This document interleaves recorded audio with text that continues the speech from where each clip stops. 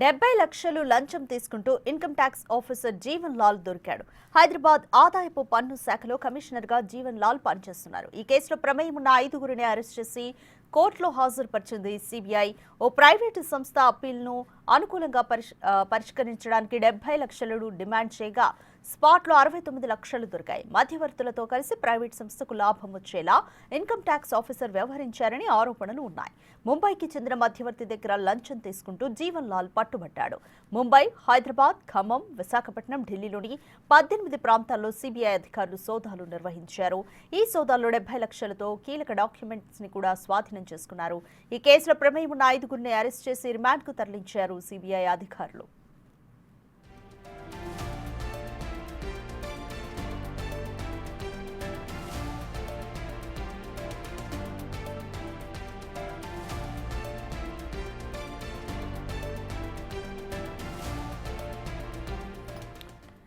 Income tax officer Jeevan Lal 70 లక్షలు లంచం తీసుకుంటూ దొరికిపోయాడు. హైదరాబాద్ ఆదాయపు పన్ను శాఖలో కమిషనర్ గా జీవన్ లాల్ పనిచేస్తున్నారు. ఈ కేసులో ప్రమేయం ఉన్న 5గురిని కూడా సిబిఐ అరెస్ట్ చేసి కోర్టులో హాజరుపరిచింది. ఓ ప్రైవేటు సంస్థ అప్పీల్ను అనుకూలంగా పరిష్కరించడానికి 70 లక్షల డిమాండ్ చేయగా స్పాట్లోని 69 లక్షలు దొరికాయి. అయితే మధ్యవర్తులతో కలిసి ప్రైవేట్ సంస్థకు లాభం వచ్చేలాగా ఇన్కమ్ ట్యాక్స్ ఆఫీసర్ వ్యవహరించారని ఆరోపణలైతే ఉన్నాయి. ముంబైకి చెందిన మధ్యవర్తి దగ్గర లంచం తీసుకుంటూ జీవన్ లాల్ దొరికిపోయాడు. ముంబై, హైదరాబాద్, ఖమ్మం, విశాఖపట్నం, ఢిల్లీలోని 18 ప్రాంతాల్లో సిబిఐ అధికారులు సోదాలు నిర్వహించారు.